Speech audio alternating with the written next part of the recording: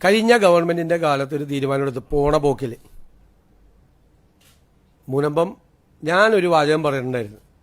അവിടെ രണ്ട് മതവിഭാഗങ്ങളെ ശത്രുക്കളാക്കാൻ വേണ്ടി നടത്തുന്ന ഒരു ശ്രമമാണ് അവിടെ നടന്നത്.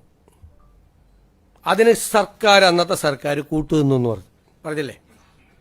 ഇവരെല്ലാവരും അവിടെ ചെന്ന് പറഞ്ഞെന്താ, ഞങ്ങൾ നിങ്ങളെ കുടിയൊഴിപ്പിക്കില്ല അല്ലേ? ഇപ്പൊ പോണ പോക്കിൽ വഖഫ് ബോർഡ് ചെയ്തതെന്താ? ഏത് വഖഫ് ബോർഡാ? ഞങ്ങൾ വെച്ചിട്ടില്ലല്ലോ വഖഫ് ബോർഡ്. കഴിഞ്ഞ ഗവൺമെന്റിന്റെ കീഴിലുള്ള പൊളിറ്റിക്കൽ അപ്പോയിന്റ്മെന്റ് ആയിട്ടുള്ള വഖഫ് ബോർഡ് പോണ പോക്കിൽ ഇത് പോർട്ടലിൽ രജിസ്റ്റർ ചെയ്തിട്ട് പോയി. ഇനി സാധാരണ വഖഫ് ലാൻഡ് രജിസ്റ്റർ ചെയ്യുന്നത് അതിന്റെ മുത്തവല്ലിയാണ്.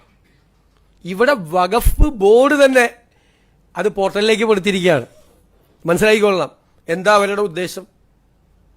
ഇവർ രണ്ടു കൂട്ടരും ഒരേ പാതയിൽ സഞ്ചരിക്കുന്നവരാണ് എന്ന് ഒരു രാഷ്ട്രീയ ആരോപണം ഞാൻ പ്രതിപക്ഷ നേതാവെന്ന നിലയിൽ ഉന്നയിച്ചിട്ടുണ്ടായിരുന്നു. അതിനെ അടിവരയിടുന്ന നടപടിയാണ് പോണ പോക്കി ചെയ്തത്. ശരിക്കും വഖഫ് ഭൂമിയാണ് എന്ന് എസ്റ്റാബ്ലിഷ് ചെയ്താൽ ഇവർ എൻക്രോച്ചേഴ്സാണ് അല്ലേ? ഇവർ കയ്യേറ്റക്കാരാ അല്ലേ? പിന്നെ അവരെ ഒഴിപ്പിക്കാൻ കോടതിക്കും പാടായിരിക്കും, ഗവൺമെന്റിനും പാടായിരിക്കും. അപ്പോൾ വരാൻ പോകുന്ന ഗവൺമെന്റിന് ഒരു 8ന്റെ പണി കൊടുത്തിട്ടാണ് ഇവരങ്ങ് പോയത്, വഖഫ് ബോർഡ് പോയത്. എന്താണ് പൊളിറ്റിക്കൽ അപ്പോയിന്റ്മെന്റ് ആയിട്ടില്ല ആ വഖഫ് ബോർഡ് പോണ പോക്കിൽ ഇപ്പം എന്താണ് തീരുമാനം? വരാൻ പോകുന്ന ഗവൺമെന്റിന് അതിന്റെ തീരുമാനം എടുക്കാനുള്ള അനുമതി കൊടുക്കണ്ടേ?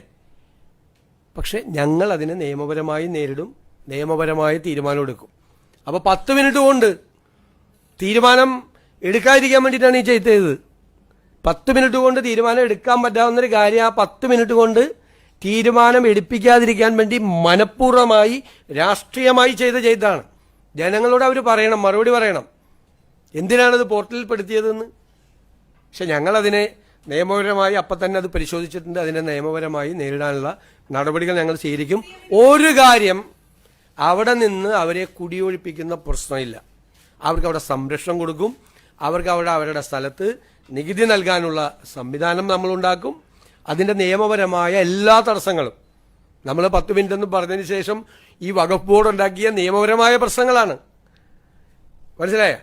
വഖഫ് ട്രൈബ്യൂണലിനെ കൊണ്ടുപോലും വഖഫ് ട്രൈബ്യൂണലിന്റെ തീരുമാനം പോലും വഖഫ് ബോർഡ് പോയി സ്റ്റേ ചെയ്യിപ്പിച്ചു. അറിയാലോ എന്തായിരുന്നു ആ ഗവൺമെന്റിന്റെ സ്റ്റാൻഡ് ഇക്കാര്യത്തിൽ?